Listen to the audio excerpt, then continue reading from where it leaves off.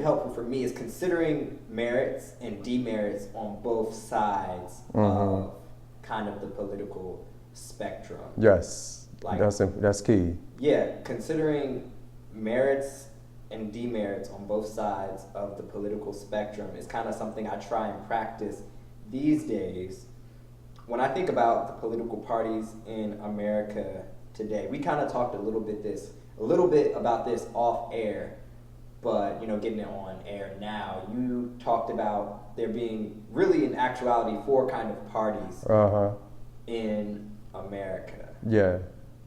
And so I think that in the 2-party system, the Democrats and the Republicans, like on each side, you have a fracture or a split that's occurring in both sides, right? And so we are looking at the Democrats sort of fighting among themselves with the more progressive Democrats and far to the left with the moderate Democrats. And then you have moderate Republicans or those who want the anti or the never Trumper Republicans, sort of at odds with, I don't think they're fighting, but they're at odds with those individuals who are sort of Trump supporters.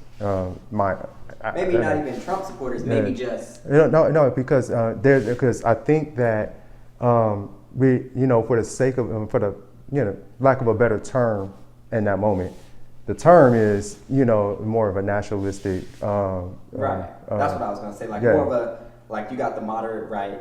Yeah. Kind of not necessarily fighting like we see the Democrats over this bill, over this infrastructure and reconciliation. Right. They're kind of like you were saying at odds, like moderate right at odds with the kind of nationalistic right. Yeah, it says they're more nationalistic, and I'm not even sure if I can unpack fully what I mean by when I say the nationalistic, but it is the more radical wing of the Republican. Yes, and given the fact that if I was to say that Republicans are racist, I'll be looking at that wing and to say I think they're racist because it's some of the ideas that they propagate sort of hit me in a certain way as a black man, and say I don't think you respect that person. I don't think you are looking out for my experiences here at all. And I think you actually don't like the fact that I'm actually living life next to you or something like that. Well, that's not to say you think they're racist. It's just to say it is how I'm made to feel. It is how you're made to feel. Yes, yeah. And so now I think that I cannot know or say that they're racist in and of themselves, but it's a narrative that's being put out there that is shaping their behavior that makes it racist, right? And I can say, that narrative is there, and that narrative is racist to me. And maybe it's a narrative that's been shaped by my community. Oh well, but at least hear it, right? But the same is true on the other side, because there's a narrative that is shaped with the left, or the far left, that makes them seem like they're like socialists, like they're anti-capitalist, anti-socialists who are going to come and take over the country, Yeah. And so the issue is take over. Ultimately end up like the communist country. Exactly right, and so the nationalists feel like, okay, well we got to wage war against the commies, right? It's like, okay, well, are we really there yet? And then while that is being played out on Capitol Hill now, this used to be just in the margins of society, of our society. They always existed, super liberal and super nationalistic people have always been here, right? But now they have a platform in Capitol Hill that makes this a little interesting.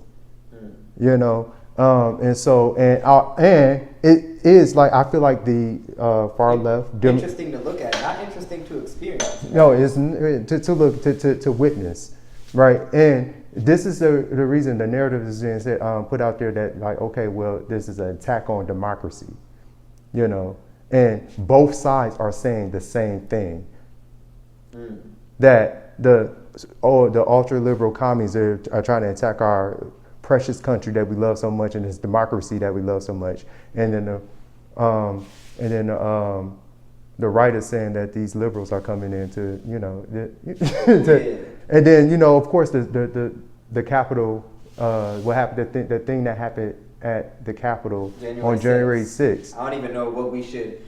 But the thing, we'll just call it the incident. The incident. Okay, so I guess you're going to edit that part out. I But won't. the incident that occurred on that on January 6th is being shaped as like the nationalistic people, and these people on the far right are attacking our democracy.